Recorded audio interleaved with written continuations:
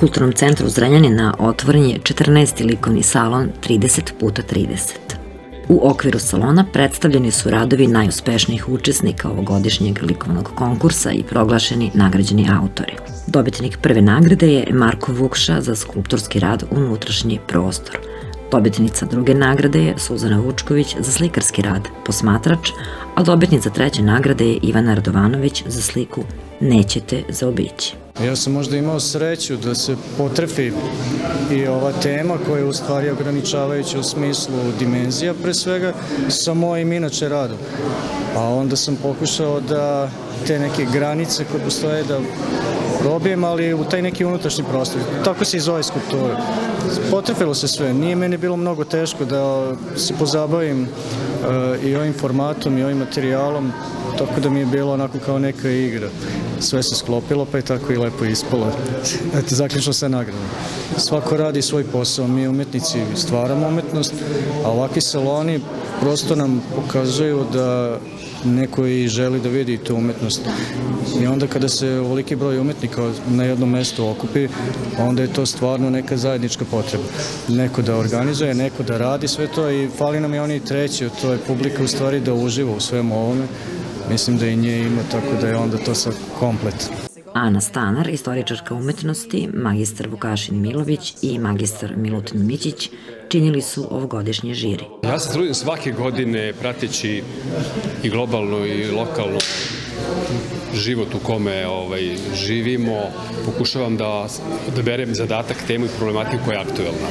U stvari pokušavamo da otkrijemo slabosti najpre koje određuje ovo društvo i ovu planetu, jeli može li tako da se kaže, i u stvari ukazujući na tu vrstu slabosti mi nudimo mogućnost da se to prevaziđe. Dakle, razmišljajući od tema današnja ili problemski zadatak za ovu godinu, dakle, glasi danas kako ti je. I ideja je da se odredi šta je to danas, koje sve vrednosti, odnosno nevrednosti čini vreme u kojem živimo, i kada se osveste svi ti nedostaci, problemi i drame koje su odveć velike i prisutne oko nas, tada ovo pitanje kako ti je jako dobro stoji. I ove godine, dakle, po 14. put veliki broj autora se ponovo prijavio na naš konkurs, na naše veliko zadovoljstvo, i dalje je to preko 200 autora i dalje je on međunarodni, i ove godine je, dakle, bilo autora i iz Bosne i Hercegovine, Republike Srpske, Makedonije, Slovenije i Italije. Ova izložba će putovati još 4 grada.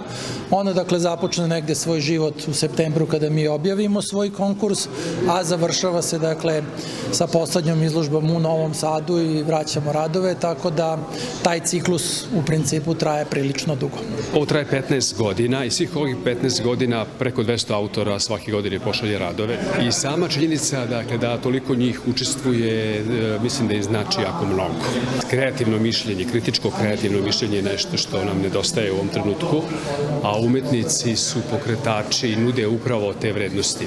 Malo je ovakvih, nema ovakvih projekata u Srbiji, a to je što se umetnicima koji promišljaju i koji kreativno misle o društvu i o trenutku u kome živimo, ne daje se prilika da pomognu svom društvu. Negde su skrajnuti, nema uslova, nema situacija gde bi oni mogli svojim delom, razmišljanjem, rečju da kažu, ljudi, neke stvari nisu u redu, imamo nevolja, hajde da vidimo da li možemo da ukažemo na njih, da ih prepoznamo i da li možemo da ponudimo neko rešenje. Likovni salon 30x30 je jedan od najznačajnijih projekata ovoga tipa. Dolaze nam preko 200 radova iz celog sveta, radnici kulturnog centra rade od prijema, žirija, kataloga i evo do ove večerašnje postavke.